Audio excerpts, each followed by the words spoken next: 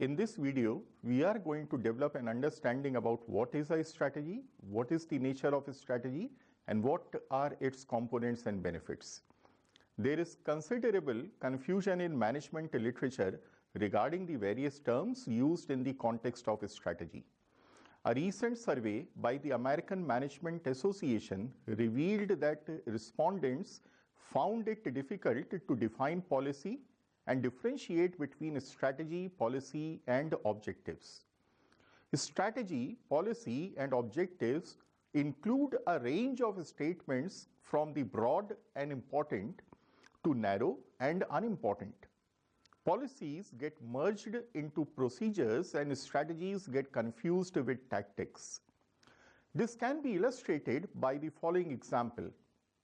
Suppose a company decides upon a sales growth of 35% and desires to achieve this by acquiring other companies instead of introducing new products. Acquisition in this case can be considered as a strategy chosen by the company.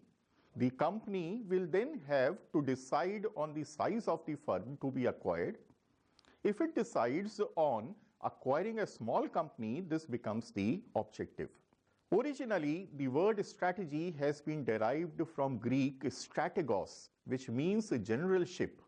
The word strategy therefore means the art of the general.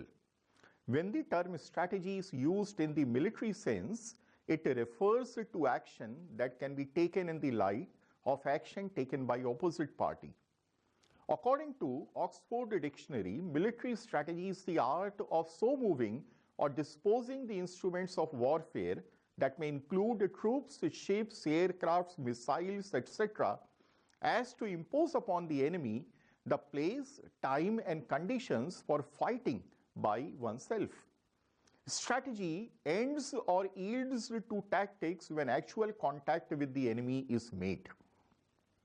In management, the concept of a strategy is taken in slightly different form as compared to its usage in military form. It is taken more broadly. However, in this form, various experts do not agree about the precise scope of a strategy. Lack of unanimity has resulted into two broad categories of definitions.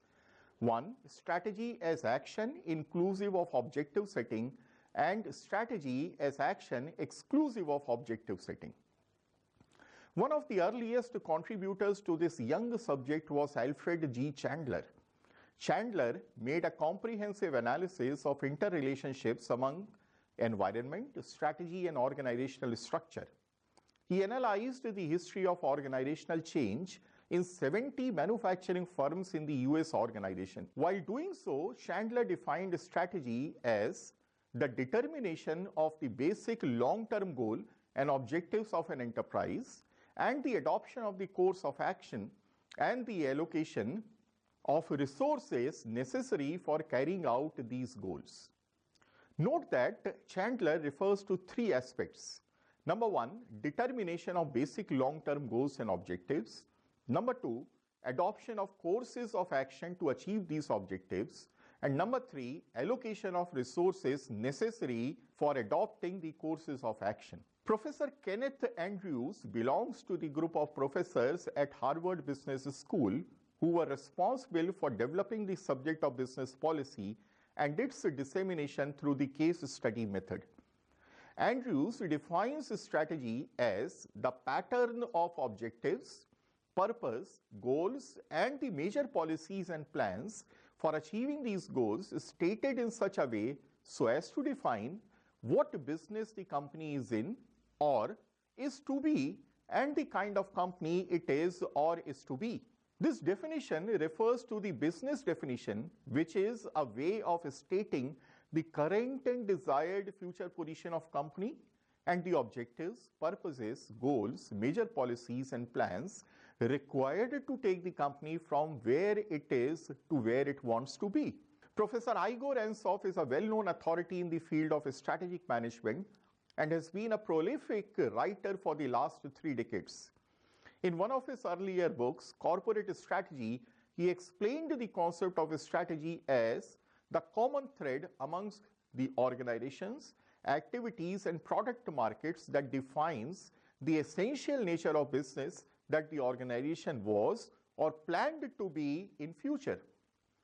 Ansoff has stressed on the commonality of approach that exists in diverse organizational activities, including the products and markets that define the current and planned nature of business. Another well-known author in the area of strategic management was Professor William Gluick, who was a distinguished professor of management at the University of Georgia till his death in 1980. He defined strategy precisely as a unified, comprehensive and integrated plan designed to assure that the basic objectives of the enterprise are achieved.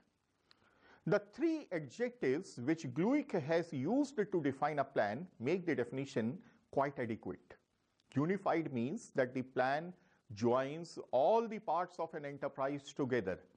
Comprehensive means it covers all the major aspects of the enterprise. And integrated means that all parts of the plan are compatible with each other.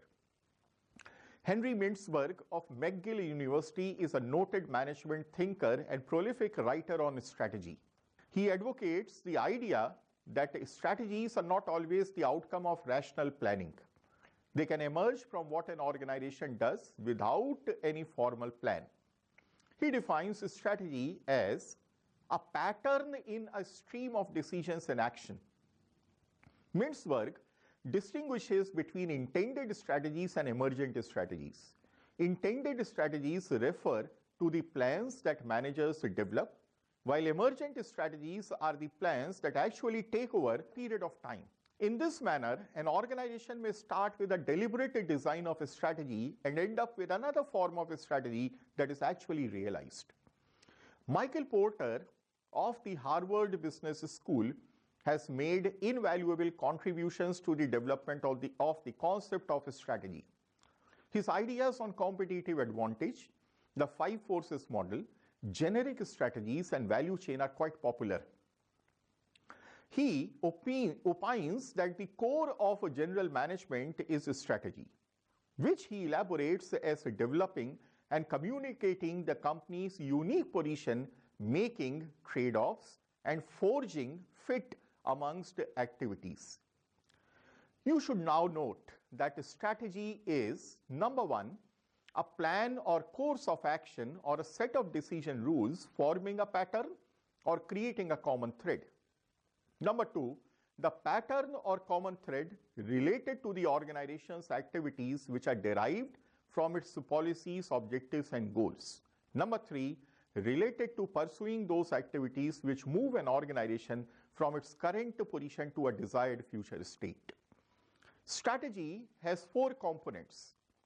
Firstly, strategy should include a clear set of long-term goals.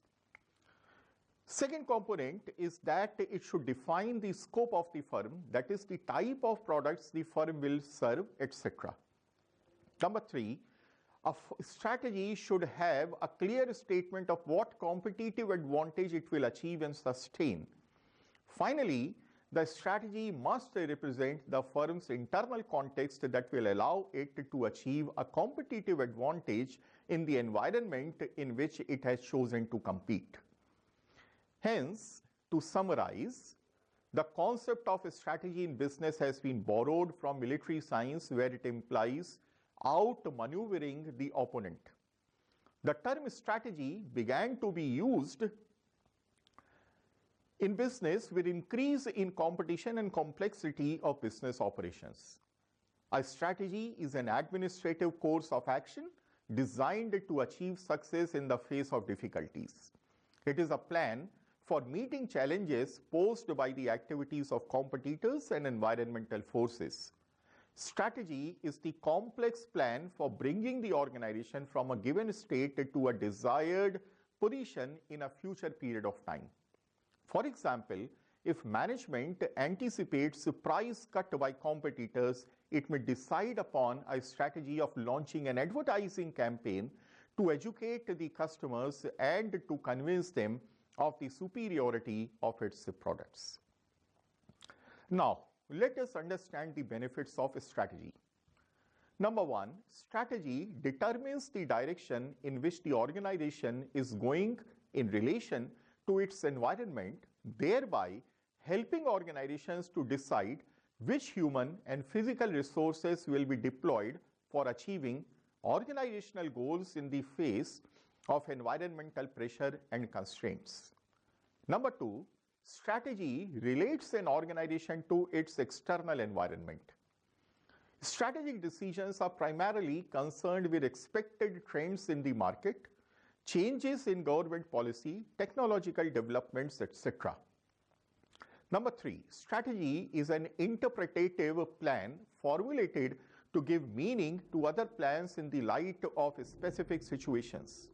Number four, it provides an understanding of how the organization plans to compete, thereby integrating the efforts of all in the organization. Thank you.